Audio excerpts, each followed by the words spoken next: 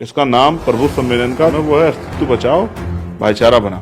आप भाईचारा बनाने अमेरिका तक पहुंच जा रहे हैं। एक वर्ग को जो इस बात का टेंडर लेके घूम रहा है कि हम ही इस देश में प्रबुद्ध है, वो वाला प्रबुद्ध नहीं है। देखिए, बहुजन समाज खुद में एक विशालकाय स्वरूप, इसमें भाईचारा बनेगा तो सिर्फ अस्तित्व नहीं बचेगा, सत्ता आपके हाथ में आएगी। जातिगत जनगणना की आवश्यकता, मंडल कमीशन की बाकी सिफारिशों को लागू कराना। अभी तो मैं मंडल जा रहा हूँ, फिर मैं इसके बाद जिलों में जाऊंगा, फिर मैं उसके बाद विधानसभा में जाऊंगा। अब अपनी पूरा जो एनर्जी है वो इसी काम में और उत्तर प्रदेश को आगे बढ़ाने के लिए लगानी। जब आप सिख समाज के लोगों को कहते हैं कि खालिस्तान की बात कर रहे हैं, आप जब हिंदू राष्ट्र की बात करते हैं तो ये भी एक तरह का जो है संविधान के खिलाफ है कि भाई भगवान जो है वो कहते हैं वो सबसे शक्तिशाली, फिर उसकी रक्षा का टेंडर भी लेके घूमते हैं। यही बिल अगर सिखों के खिलाफ आया होता, ईसाइयों के खिलाफ होता, तो भी मैं उतनी ताकत से खड़ा होता जितना हमने मुस्लिम भाइयों के लिए खड़ा। और मैं आपको आज कह रहा हूँ, जिस दिन हम पर ताकत होगी हम इसको रिवर्स करें। अपने घर में आग लग जाए, अपने को रोटी ना मिले, सब कुछ लुट जाए, लेकिन मुसलमान पिटता रहना चाहिए। ये सोच जो लंबे पिछले कुछ समय पैदा हुई, ये सोच बड़ी खतरनाक है।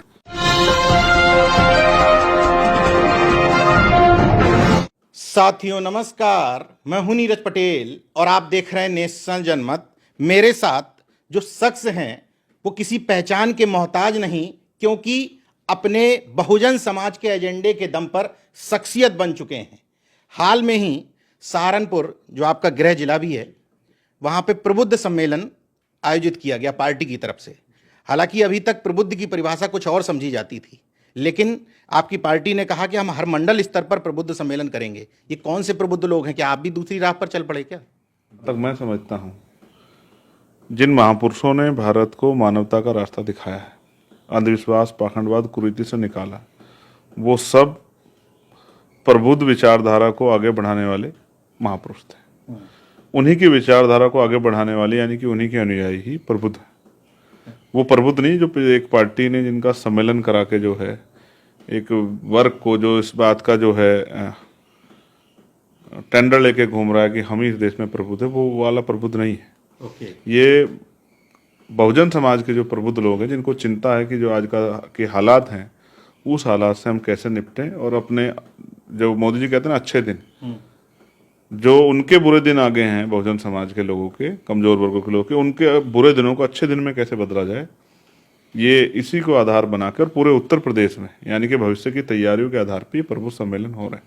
जो बिखराव है, जो सवाल, शंका, संकोच है, उसको खत्म करने के लिए गेट टुगेदर लोगों के बीच में जाके, और जो जिस तरह काम करना है, क्योंकि हमारी पार्टी ऐसा तो है नहीं कि 10 को पुरानी पार्टी है, तो सालों पुरानी पार्टी के जो संकल्पित जो हैं कार्यकर्ता पदाधिकारी, उनको ट्रेंड करके किस तरह से वो सैकड़ों साल पुरानी पार्टियों का जो सत्ता में पार्टियां हैं उनका कैसे मुकाबला कर सकते हैं, इसी के लिए जो है प्रबुद्ध सम्मेलन हो रहे हैं।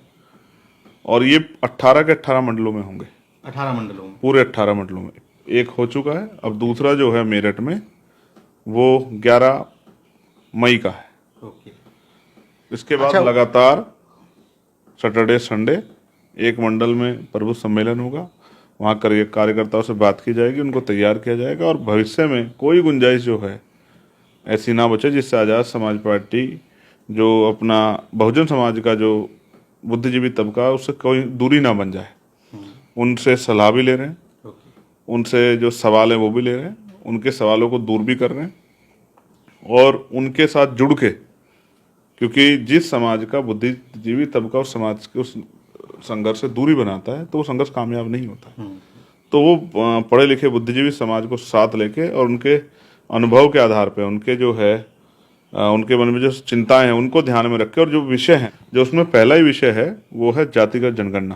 पहला विषय, हाँ, जातिगत जनगणना की आवश्यकता, और फिर उसके साथ साथ मंडल कमीशन की बाकी सिफारिशों को लागू कराना, ये उसका पहला एजेंडा है। फिर उसके 3, 4, 5 और एजेंडे हैं, जिनमें संविधान की सुरक्षा और आरक्षण भी है, आरक्षण का विस्तार भी है। फिर उसमें इलेक्ट्रॉनिक वोटिंग मशीन के खिलाफ भी एक संकल्प है कि उसके द्वारा कहीं से भी कोई गुंजाइश ना बचे कि लोकतंत्र की हत्या हो सके। उसमें निजी क्षेत्रों में कमजोर वर्गों में SC, ST, OBC को आरक्षण का भी विषय है। उसमें जो बुनियादी सुविधाएं नहीं मिली है, और अभी भी आज़ादी के 75 साल बाद भी जानवरों जैसा जीवन जीना पड़ रहा है। और जो अत्याचार होते हैं, कास्ट बेस्ड जातिगत हिंसा, कभी बारात रोकना, कभी बेटियों पे अन्याय, कभी घर जलाना, कभी जमीन छीनना, कभी अधिकारी कर्मचारियों को दफ्तर में जो है जातिगत उत्पीड़न करना, कभी जो है उनको नीचा दिखाना, कभी ये जो अन्याय हो रहा है देश भर में, प्रदेश भर में, उस अन्याय को किस तरह से जो है रोका जाए, उन सब चीज़ों पे समाज को जागरूक करके, बहुजन समाज को, और भाईचारा बनाना है। इसका नाम प्रबुद्ध सम्मेलन का दूसरा जो नाम है वो है अस्तित्व बचाओ, भाईचारा बनाओ। मैं इसी सवाल पर आ रहा था किसका अस्तित्व बचाना है और किससे भाईचारा बनाना है? देखिए, बहुजन समाज खुद में एक विशालकाय स्वरूप है। इसमें भाईचारा बनेगा तो सिर्फ अस्तित्व नहीं बचेगा, सत्ता आपके हाथ में आएगी। बाबा साहब अम्बेडकर कहते थे political power is the master की। जब ये मास्टर की आपके हाथ में होगी तो जितनी परेशानी आपके पास है, मैं चैलेंज करके कहता हूं, मैं as a member of parliament भी, एक जागरूक भारत का नागरिक होने के कारण भी, और एक बहुजन समाज का सिपाही होने के कारण भी महापुरुषों के विचार, मैं गारंटी दे कहता हूं बहुजन समाज के लोगों से, वो अपनी परेशानियों का ड्राफ्ट बना के मुझे दे दें और मेरी मदद करें, और अगले 3 साल में सत्ता आने के बाद उनकी एक एक समस्या की मैं गारंटी देता हूं कि हिसाब करके उनकी समस्या का समाधान करके उनके जो है दरवाजे तक पहुंचाने का काम हम लोग करेंगे। यानी कि अप्रत्यक्ष तौर पर 2027 का बिगुल आपने फूंक दिया।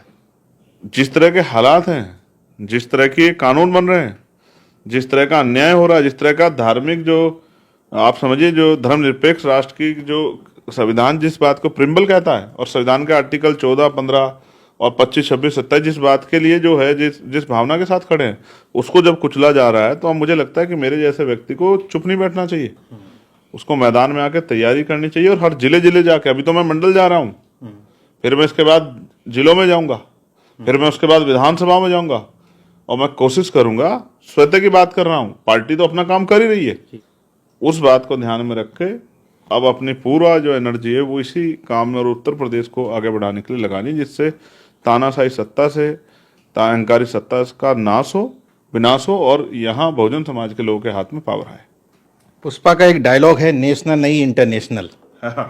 अभी तो हम एक प्रदेश की बात कर रहे थे कि इस तरीके से तैयारियां हैं, लेकिन मैं देख रहा हूं कि तैयारियां कुछ अलग ही तौर पे चल रही हैं। सोशल मीडिया पर मैंने एक प्रोग्राम देखा, शिकागो में अम्बेडकरवादी लोग, अम्बेडकराइट लोग आपको बुला रहे हैं। मुझे पता चला कि शायद आपका फॉरेन का दौरा भी है। तो विदेश जाने की क्या 8 तारीख से, बहुत पिछले 7-8 साल से उनका ये लगातार, उन्होंने मेरे पास इन्विटेशन भेजे कि आपको आना है, चाहे वो कोलंबिया यूनिवर्सिटी हो या हार्वर्ड यूनिवर्सिटी हो। कोलंबिया यूनिवर्सिटी भी जा रहे हैं? हाँ, इन सब जगह से। और जब भी 14 अप्रैल यानी कि डॉक्टर बाबा साहब अम्बेडकर की जो बर्थ एनिवर्सरी वो लोग बनाते हैं, वहाँ पे भी उन लोगों ने मेरे पास बहुत बार इन्विटेशन भेजे। हालातों की वजह से मैं वहाँ नहीं जा पा रहा था, लेकिन इस बार हालात उपयुक्त हैं तो मैं वहाँ जा रहा हूँ, और 8 तारीख को मैं जाऊँगा, और लगभग 2 तारीख तक का ये पूरा कार्यक्रम रहेगा। इस बीच में टूर भी है हमारा पार्लियामेंट्री कमेटी का, उसको भी फाइनलाइज करना है, और कोशिश ये रहेगी कि वहाँ जो लोग हैं, जो वहाँ रहकर भी, इस देश से दूर जाकर भी बाबा साहब अम्बेडकर की फिलोसफी, बाबा साहब अम्बेडकर के दर्द को, और अन्य जो महापुरुष हैं, चाहे फूले साहब हों, हमारे राष्ट्रपिता ज्योतिबा फूले साहब हों, चाहे साहूजी महाराज हों, चाहे संत राम बी प्रजापति हो, या बाबू शिवदयाल चौरसिया हो, चाहे अपने दीना भाना वाल्मीकि साहब हो, मान्यवर काशीराम साहब हो, महामना रामस्वरूप वर्मा हो, प्यारेलाल यादव, बाबू जगदीश प्रसाद कुशवाहा, जननायक कपूर ठाकुर, ये तमाम महापुरुष जो हमारे हैं, इनके जो विचार हैं, ये अमेरिका भी ले जाएंगे? नहीं, ये विचार अमेरिका में, तो अमेरिका मैं फिर कह रहा हूँ, जहाँ अम्बेडकराइट हैं वहाँ ये विचार हैं, लेकिन इनकी जड़ें गहरी होकर, जो मैंने आपको पहले का अस्तित्व बचाओ, भाईचारा बने, वो लोग भी अपना योगदान, जहाँ उनके परिवार और उस तरह से जहाँ उनके संबंध हैं, वहाँ तक भी ये विचार पहुँचे, और वो भी संकल्पित भाव से। आप देखिए, उनका संकल्प यहाँ से ज़्यादा है कि वो वहाँ रह के भी इतने अच्छे कार्यक्रम, मैं आपको कार्यक्रम की डिटेल्स भेजूंगा, जब कार्यक्रम हो जाएंगे उनकी फोटो वीडियो भेजूंगा, आप देखना। मैं पिछली बार जब ऑस्ट्रिया और इटली गया था, वहाँ पर भी कितने शानदार कार्यक्रम, मैं सोच नहीं सकता था। बिल्कुल। लेकिन इस बार मैं कोशिश करूंगा कि उसको सबको जो है कलेक्ट करके लेके आऊँगा, और उसको यहाँ जारी करूंगा कि जो भाव यहाँ है डॉक्टर बाबा साहब अम्बेडकर, क्योंकि बाबा साहब अम्बेडकर कर्ज हम सब पे है, बिल्कुल, फूले साहब का कर्ज हम सब पे है, तो उस कर्ज का भाव वहाँ कितना गहरा है। और वहाँ जैसे कनाडा ने जो है 14 अप्रैल की छुट्टी घोषित की है अपने यहाँ हॉलीडे, तो आप ये समझिए कि वो उस विचार से कितने देश दुनिया के लोग प्रभावित हो रहे हैं। तो मैं मानता हूं कि बाबा साहब अम्बेडकर एक ऐसी शख्सियत है जिनकी जयंती समारोह पूरी दुनिया में सबसे ज्यादा बड़े पैमाने पर मनाया जाता है। अभी आपसे बातचीत करते हुए मुझे एक चीज अचानक से याद आ गई कि एक वो दौर था, शायद आपने चर्चा भी की थी कि पासपोर्ट नहीं बना रहे थे आपका, ठीक है, और ये शायद बाबा साहब के उस संविधान की ही ताकत है कि आप पार्लियामेंट में पहुंचते हैं और अब आपको संसद सदस्य होने के नाते ही पार्लियामेंट खुद से पासपोर्ट दिया जाता है। मैं फिर इसके लिए डॉक्टर बाबा साहब अम्बेडकर का और भारतीय संविधान का और भीम आर्मी आजाद समाज पार्टी और बहुजन समाज के जो हितैषी हमारे साथ, चाहे वो पत्रकार हों, चाहे वो कर्मचारी हों, चाहे वो बिजनेसमैन हों, सबका धन्यवाद करता हूँ। अगर ये व्यवस्था ना होती, अवसर ना होते संविधान के जरिए, तो शायद ये दिन मेरी लाइफ में नहीं आता। रही दूसरी बात, मैं आपको एक घटना और बताता हूँ। मैंने कनाडा गवर्नमेंट के से भी वीजा की मांग की है। वहाँ 28 तारीख में 28 में इलेक्शन है और मुझे किसी ने नाम ना बताने की शर्त पे कहा कि आपको वीजा नहीं मिलेगा, क्योंकि वहाँ डॉक्टर अम्बेडकर को मानने वाले इतने लोग रहते हैं कि सरकार का ये मत है कि अगर चंद्रशेखर यहाँ आएंगे तो उनका इलेक्शन प्रभावित हो सकता है, तो वो आपको कनाडा तक डर पहुंच गया है। वीजा नहीं देंगे। मैं तो सोच रहा था यूपी सरकार ने अभी रोकने की कोशिश की, लेकिन कनाडा में भी रोका। यूपी सरकार अच्छी सरकार है। वो जैसे एक नारा एक समय आया था, गरीबी हटाओ, तो वो गरीबी तो हटी नहीं, तो गरीबों को हटाओ, गरीब हटाते रहे। तो इसी तरह से यूपी सरकार भी जैसे कोई परेशानी अपनी बताता तो वो परेशानी नहीं खत्म करती, उस व्यक्ति का ही इलाज कर देती है कि परेशानी वाला आदमी दोबारा उनके पास ना आए। कागजी कार्रवाई जो है बहुत अच्छी शानदार तरीके पूरी करती है उत्तर प्रदेश सरकार। इसके लिए मैं उत्तर प्रदेश की सरकार के और उत्तर प्रदेश सरकार का और उनके सभी मंत्रियों का बहुत बहुत धन्यवाद करूंगा। आप भाईचारा बनाने अमेरिका तक पहुंच जा रहे हैं और एक अपना एक कॉमेडियन बाबा है, हालांकि चर्चा नहीं करनी चाहिए, लेकिन चूंकि वो गैर संवैधानिक काम कर रहा है, संविधान के धर्मनिरपेक्ष स्वरूप को, पंथ निरपेक्ष स्वरूप को चैलेंज करते हुए कह रहा है कि हिंदू गांव बनाएंगे और गांव ऐसे मुफ्त में किसी दलित पिछड़े वर्ग के लोगों को नहीं देंगे। उसके लिए बाकायदा प्रॉपर्टी डीलर बन चुका है वो बाबा। 5 लाख रुपए, 15 लाख रुपए, 20 लाख रुपए में, नाम आप समझी गए होंगे। तो आप उस हिंदू गांव के तो मैं समझ लेता हूँ, लेकिन मैं फिर आपसे कहूंगा इस दुकानदारी का हल भी, अंत भी तभी होगा कि जब बहुजन समाज के लोग जागरूक हो जाएंगे। मैं आपको बहुत जिम्मेदारी से बात कह रहा हूं कि अगर किसी एक धर्म के राष्ट्र बनाने की बात करना जब किसी एक समुदाय के लिए गलत है, तो वो दूसरे समुदाय के लिए भी उतना ही गलत है। सहमत हूं। जब आप सिख समाज के लोगों को कहते हैं कि खालिस्तान की बात कर रहे हैं, जब आप कहते हैं कि मुसलमान जो है वो तो भाई इस्लामिक स्टेट की बांग नकल कर दे, तो आप जब हिंदू राष्ट्र की बात करते हो, मैं बिना राजनीतिक नफा नुकसान के, क्योंकि मैं संविधान की भावना का सम्मान करता हूं, तो ये भी एक तरह का जो है संविधान के खिलाफ बिल्कुल एक ऐसा कार्य है, एक ऐसा षड्यंत्र है जिसको बेनकाब होना बहुत जरूरी है। पहले उन्होंने एक नारा दिया था कि जात पात की करो विदाई, हिंदू हिंदू भाई भाई।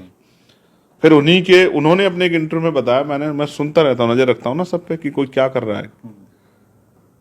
हालांकि मेरी नजर उन पर जब से ज्यादा हुई जब से प्राइम मिनिस्टर उधर गए। तो आप समझिए कि वो इसीलिए गए थे।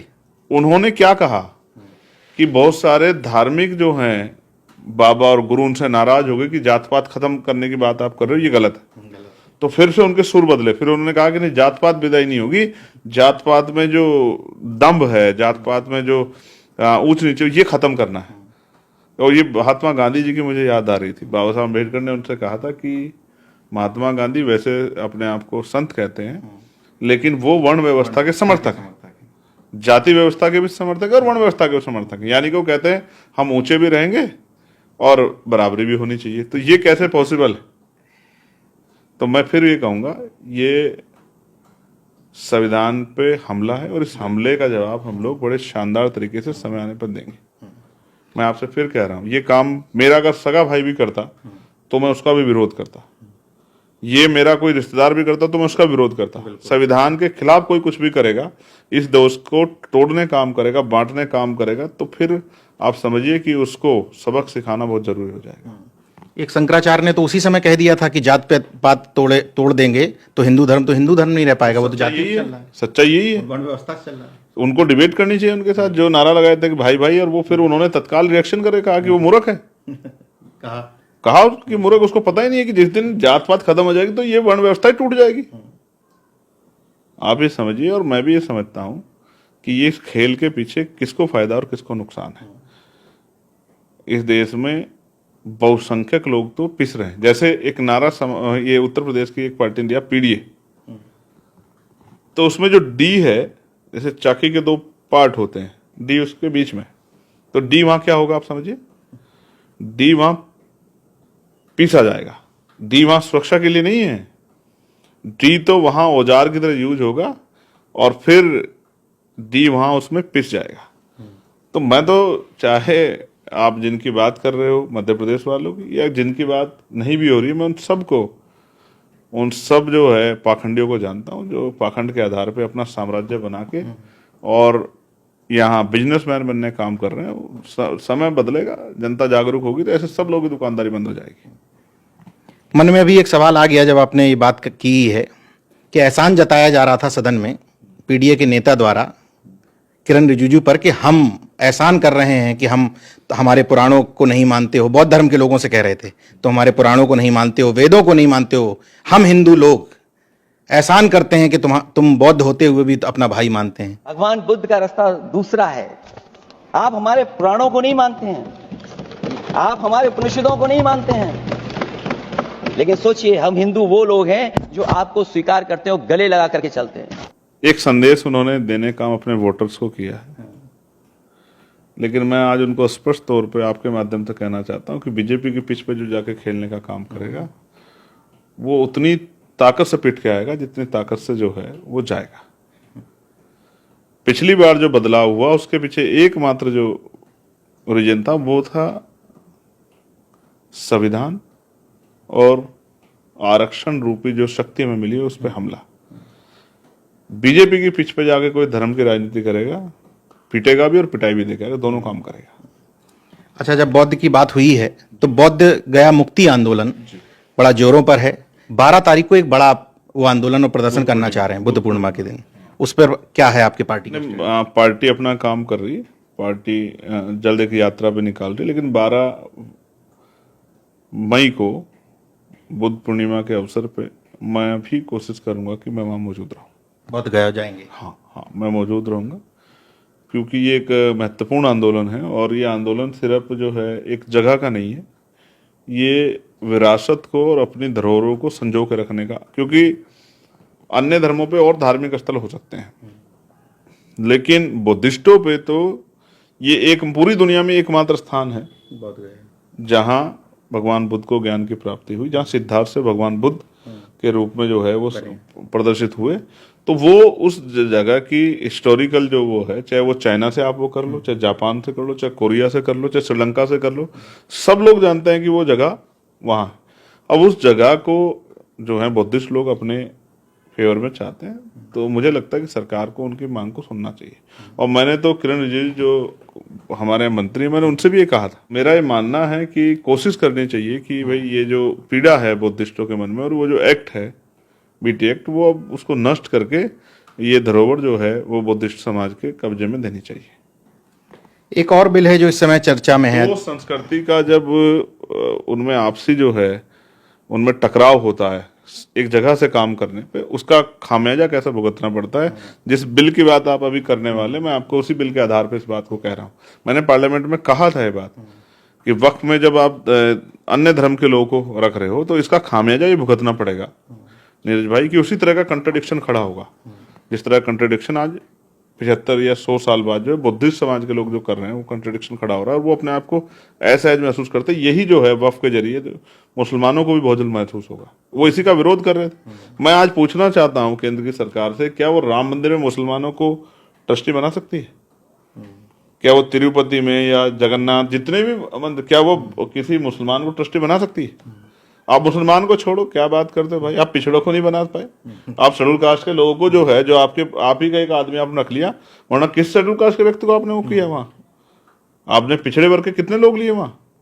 तो सच तो ये है कि आप मलाई, जब जहां से मलाई मिले वहां आप रहेंगे, और जहां आज बिना कटियारों में भारती का पता भी नहीं। हाँ, अब आप आपके सामने हैं जिन लोगों ने झंडा उठा के सब काम किया, हालांकि मैं उनसे वैचारिक रूप से सहमत नहीं हूं, लेकिन आप ये समझिए, मैं तो ताज्जुब में जाता हूँ कि लोग ये कहते हैं कि भाई भगवान जो है, हम जिस इष्ट को मानते हैं वो कहते हैं वो सबसे शक्तिशाली, फिर उसकी रक्षा का टेंडर भी लेके घूमते हैं कि भाई उनकी रक्षा हम करेंगे, उनकी तार्किक रक्षा बात हम कह करेंगे। दी है। आप देखिए ना क्या गजब की बात है। मैं कह रहा हूँ कि जितनी शक्ति मेरे पास है मैं उतनी शक्ति के से काम कर सकता हूँ। तो जब आप ये कहते हैं, आपका ये मानना है कि भाई कि हमारे भगवान ने बनाया है, तो भाई आपका भगवान इतना कमजोर कैसे होगा कि वो आप जिसको आप जैसे जिसने करोड़ों लोग बनाए, वो आप उनमें से कौन है कि उनकी रक्षा करें? बिचौलिए लड़ने क्यों वहां जाते हैं? हाँ ठीक है, खेल है, और ये अभी खेल अभी अच्छा, चलेगा। मैं ईमानदारी से पूछना चाहता हूं, वक्फ बिल का विरोध में आप खड़े हैं, पार्लियामेंट में भी खड़े थे, ये राजनीतिक तौर पर विरोध में खड़े हैं या कोई वजह है कि जिस वजह से आप मानते हैं कि सरकार ने गलत किया? देखिए, मैं ये मानता हूँ, मैंने वो बिल पढ़ा है और बिल में जिस तरह के प्रयास किए गए हैं, मैं आज देश की सारी सेकुलर पार्टियों को और विपक्ष के दलों को कहना चाहता हूँ, उनको ये लगता होगा कि वो सिर्फ मुसलमानों को खुश करने के लिए कर रहे हैं, मुसलमानों को ये लगे कि भाई हमारी आवाज उठाए। मैं उनको चैलेंज करके कहता हूँ कि जिस दिन ये कानून अब जब बन गया है और ये धरातल पे जिस तरह इंप्लीमेंट होगा और इससे जो विवाद खड़े होंगे, जिस तरह का माहौल बनेगा, इन दलों की जमानतें भी नहीं बचेंगी। आप मेरी बात को याद रखना, जो आज सेकुलर जिनको लगता है कि हम सिर्फ इस बात के साथ खड़े, ये बिल संविधान पे हमला है, और संविधान पे जब कोई भी हमला होगा तो हम संविधान को के प्रोटेक्शन में खड़े होंगे। यही बिल अगर सिखों के खिलाफ आया होता, ईसाइयों के खिलाफ होता, तो भी मैं उतनी ताकत से खड़ा होता जितना हमने मुस्लिम भाइयों के लिए खड़ा हूं। और मैं आपको आज कह रहा हूं, जिस दिन हम पर ताकत होगी हम इसको रिवर्स करेंगे, बस करेंगे। मैं आपको, हम कोर्ट भी गए हैं जी, हमने जो है रिट भी दाखिल की, लेकिन मैं आपको कह रहा हूं कि हम इसको रिवर्ट भी करेंगे। ये बात मैं आपको बहुत जिम्मेदारी के साथ एडवोकेट चंद्रशेखर आजाद समाज पार्टी के अध्यक्ष के तौर पे मैं आपको स्पष्ट रूप से कह रहा हूं कि हम इसको ताकत बनने पे, सत्ता बनने पे हम इसको रिवर्स करेंगे। इस वक्त को पुराने वाले शेड्यूल में लेके जाएंगे। अगर कहीं कोई चीज है तो उसको चर्चा करके उसको ठीक करेंगे, लेकिन जो जिस एजेंडे के थ्रू ये लागा, क्योंकि बीजेपी के, आप देखो बीजेपी सरकार को आप समझिए, बीजेपी सरकार के नेता मुसलमानों को गाली देते घूमते हैं, उनके खिलाफ यात्रा, गिरिराज सिंह उनके खिलाफ यात्रा निकाल रहे थे वहां बिहार में, और उनके तमाम जो हैं वो कहते हैं गोली मारो सालों को, ये करो, फलाना करो, ढिमका करो, मॉब लिंचिंग का होती है। ये कह रहे हैं उनको हम रक्षा करेंगे, उन्हीं मुसलमानों की मॉब लिंचिंग इन्हीं के कार्यकर्ता करते हैं। जय श्री राम का नारा लगवा के तो कोई बोलता नहीं, मुंह से एक शब्द नहीं निकलता है। तो मैं ये कह रहा हूँ, ये हितैषी कैसे हो सकता है उनके? असल जो है उसके पीछे उनका अपना एक एजेंडा, उस एजेंडे को लागू करने के लिए और दो बड़े उद्योगपति घरानों के घर भी बचाने, ये सब चीजों को ध्यान में रख के किया गया। इसलिए मुझे ऐसा लगता है, जैसे प्राइम मिनिस्टर ने कहा कि नोटबंदी जनता को फायदा हुआ, नहीं हुआ। उन्होंने कहा जीएसटी से व्यापारियों को फायदा हुआ, नहीं हुआ। ठीक है, उन्होंने कहा काला धन आएगा, नहीं आया। 2 करोड़ रोजगार। तो मुझे ऐसा लगता है सरकार कहती कुछ है और करती कुछ और है। तो इसलिए मैं मानता हूं कि ये बिल, जैसे उन्होंने किसानों के लिए कानून बनाए और अंत में किसान ही लड़े, लेकिन एक बात उनको पता है कि एक समुदाय विशेष को टाइट करो तो आरक्षण छीन लो, कुछ भी छीन लो, लेकिन मस्त रहता है आदमी। नहीं सर, मैं और बताता हूं आपको। मुसलमानों के लठ मारो, मुसलमानों का काउंटर करो, मुसलमानों के को सताओ, उनके घर बुलडोजर चलाओ, तो यहाँ ऐसे लोग तैयार हो गए, एक बड़ी आबादी, कुछ भी ले लो। जो झंडा लेके कल प्रयागराज में चढ़ रहे थे दरगाह पे, कि वो 200 रुपए का पेट्रोल खरीद लेंगे, 200 का छोड़े साहब, 500 का खरीद लेंगे, बिल्कुल, बस इन्हें लेकिन मुसलमान पिटता रहना चाहिए बस। अपने घर में आग लग जाए, अपने को रोटी ना मिले ना, जो है सब कुछ लुट जाए, लेकिन मुसलमान पिटता रहना चाहिए। ये सोच जो लंबे पिछले कुछ समय पैदा हुई, ये सोच बड़ी खतरनाक है। और इससे हो क्या रहा है भाई, इस झगड़े से एक जो कमजोर वर्ग हैं, schedule caste, schedule tribe, backward का, उनका बड़ा नुकसान हो रहा है, क्योंकि उनके जो बुनियादी विषय हैं वो सब पीछे चले जाते हैं जब ये लहर चलती है। अब जब वो कल की प्रयागराज की घटना सोचिए, अब जब वो वहां चढ़ रहा था तो किसी और की धार्मिक भावना जो है, जो दरगाह में के लोग थे, उनकी भावना आहत हो जाती और वो पत्थर मार देते या हटा देते या रोक देते या डंडा उठा लेते, तो विवाद हो जाता। इस विवाद में किसी को चोट लग जाती, तो आप ये समझो कि होता क्या, फिर कर्फ्यू लगता, बुलडोजर जाता, गोली चलती, और दोनों तरफ से गरीबी मरता, दोनों तरफ से गरीब मरता। ये घटना कितनी बड़ी हो जाती। तो आप समझिए कि ये तो ठीक है कि लोग समझ रहे हैं कि ये पूरा जो है इनके पीछे सरकार प्रायोजित था पूरा। अच्छा, मुझे एक बात और नहीं समझ में आती, मैंने अपने वीडियो में कई बार बोला भी है कि मंदिर को लेकर के इतने झगड़ा क्यों करते हैं, जब दरगाहों पर, मस्जिदों पर जाके झंडा फहराना है, तो मंदिर बनाते काहे के लिए, जब वहीं पर ड्रामा करना, वहीं डीजे बजना है। अब ये तो यही बता सकते हैं क्या समझाते हैं, क्या समझाते, और फिर ये भी कहते हैं कि भगवान कण कण में है, सब जगह है। तो भाई अपने अंदर वाले को पूज लो, अपने घर में पूज लो। ठीक है, मैं तो सड़क पे किसी भी धर्म के कार्यक्रम के, चाहे वो किसी भी धर्म का हो, मैं इससे सहमति नहीं हूँ, क्योंकि कई बार मैंने भाई ऐसा देखा है, जाम लगता है, कोई अस्पताल जा रहा है, किसी को जल्दबाजी, किसी को स्कूल जाना है, सब परेशान होते हैं। मैं तो राजनीतिक कार्यक्रम को भी सड़क पे जो है, बिल्कुल सही बात, इन पे भी बैन लगे, मैं इस पे भी सहमत हूँ। बिल्कुल ठीक है, वो निर्धारित जगह वहीं होनी चाहिए, लेकिन सबके लिए हो, मैं सबके लिए, मैं फिर आपसे कह रहा हूँ, सिलेक्टिव चीज तो मैं जिस धर्म में आस्था रखता हूँ, मैं उसके लिए भी कह रहा हूँ। यहाँ स्पष्ट है, यहाँ नेशन फर्स्ट है, बिल्कुल लोग, जिंदा लोग फर्स्ट है सर। अभी हमसे किसी ने पूछा तो हमने कहा सर हम जिंदा लोगों की लड़ाई लड़ लें। बिल्कुल कहा साहब राणा सांगा जी के विवाद पे आपका क्या कहना? हमने कहा भाई हम जिंदा लोगों की लड़ाई लड़ लें। बिल्कुल ठीक है, औरंगजेब पे भी हमारा यही कहना है कि हम जिंदा लोगों की लड़ाई लड़ लें, उनको रोटी से परेशान है, जिनको पीने के लिए पानी नहीं मिल रहा है, जिन पे कपड़े नहीं है, जिनके बच्चे पढ़ नहीं पा रहे हैं, जिनका इलाज नहीं हो रहा है। कल एक बच्चे ने हमें मैसेज किया, हमारा छोटा भाई है, उसने हमें बताया कि साहब कोरोना काल में उसके पिताजी की डेथ हुई थी। उसने हमसे लिखा कि भैया आप जब ताकत में आओ तो ऐसी व्यवस्था करना, गरीबों को भी प्राइवेट हॉस्पिटल ज़्यादा अच्छा इलाज मिले। और भावुकता हुई हमारे अंदर, क्योंकि जैसे अपना पिता खोया, हमने खुद खोया, तो हमें तो एहसास है, और आप लड़े हो, आप तो खुद समझते हो। लेकिन मैं समझता हूँ ये चीज़ें इसलिए दूर हो जाती है क्योंकि मंदिर मस्जिद आ जाती है। किसी एक वर्ग पर डंडा बज रहा होता है तो लोग खुश होते हैं, बाकी काम तो हमारा देश का महान मीडिया कर देता है। अमेरिका में देखिए शेयर मार्केट डावाडोल हुआ और वहां लोग सड़कों पे आ गए, मीडिया कवर भी करने लगा, और यहाँ आ जाता तो कबर खुद, यहाँ तो 19 लाख करोड़ रुपए, हाँ, वो कबर खुदने लग जाती। ठीक है, तो आप समझिए ना, फिर में समझिए कि जब जो आईना होता है वो धोखा करने लग जाए, वो झूठ बोलने लग जाए। आईने से मेरा मतलब यहाँ भारतीय लोकतांत्रिक व्यवस्था में मीडिया से, जब वो आईना झूठ परोसने लग जाए तो फिर लोगों को वही मिलेगा, और फिर वो मिलेगा तो फिर लोगों को उसका कीमत भी चुकानी पड़ेगी। वही हो रहा है। आपने चंद्रशेखर आजाद जी को सुना। मौजूदा दौर में पार्टी के नेतृत्वकर्ताओं में कितने ऐसे लोग हैं जो इतनी बेबाकी के साथ हर मुद्दे पर अपनी प्रतिक्रिया व्यक्त करें? उत्तर प्रदेश के लोगों को बहुत दिनों से इंतजार था कि आखिर चंद्रशेखर आजाद उनके बीच में कब आएंगे। उसका उत्तर भी उन्होंने दे दिया। अस्तित्व बचाओ भाईचारा बनाओ कि तर्ज पर मंडलवाई जा रहे हैं, फिर कहना है कि हम गांव-गांव शहर-शहर भी लोगों के बीच में पहुंचेंगे। फिलहाल यूएस जा रहे हैं अंबेडकरवादी मिशन और मूवमेंट को आगे बढ़ाने के लिए। हम उम्मीद करते हैं कि आपकी विचारधारा और आपका जो समाज के प्रति जो रवैया है वो इसी तरीके से बना रहे। ये समझिए कि जो लोग अमेरिका गए हैं वो इतने मजबूत तो नहीं थे आर्थिक रूप से, तो एजुकेशन के लिए गए और एजुकेशन के बाद वहीं सेटल हो गए। बिल्कुल। या फिर एजुकेशन लेके यहां से गए जॉब करने के लिए। तो मेरी इस बात को इस तरह समझिए, मैं सोचता हूं आने वाले कल में जब ये निजीकरण बढ़ जाएगा, सरकारी नौकरियां खत्म हो जाएंगी, आरक्षण नाम का हथियार चला जाएगा, तो पाल को, प्रजापति को, कश्यप को, राजभर को, कुशवाहा को, मौर्य को, शाक्य को, जाट को, गुजर को, कुर्मी को, यादव को, चमार को, वाल्मीकि को, पासी को, धोबी को, कोरी को, खटीक को, इनके बच्चों को नौकरी कैसे मिलेगी यार भाई? इनका बच्चा कुर्सी पे कैसे बढ़ेगा? तो उसकी आर्थिक स्थिति कैसे बदलेगी? वो मिडिल क्लास कब बनेगा? वो जो है उसमें संपन्न लोगों में कब जाएगा? तो वो तो खत्म हो जाएगा। प्राइवेट सेक्टर मतलब गुलामी, वो गुलामी की जंजीरों में जकड़ा जाएगा। तो मैं सोचता हूं कि भाई ये लोग अपने बारे में क्यों नहीं सोचते? विश्वकर्मा का क्या होगा? कोई पूछने वाला है? तो कब्र की खुदाई में सैन का क्या होगा? ठीक है, मैं फिर सोचता हूं कि भाई लोगों को अपने बच्चों की और अपनी चिंता क्यों नहीं?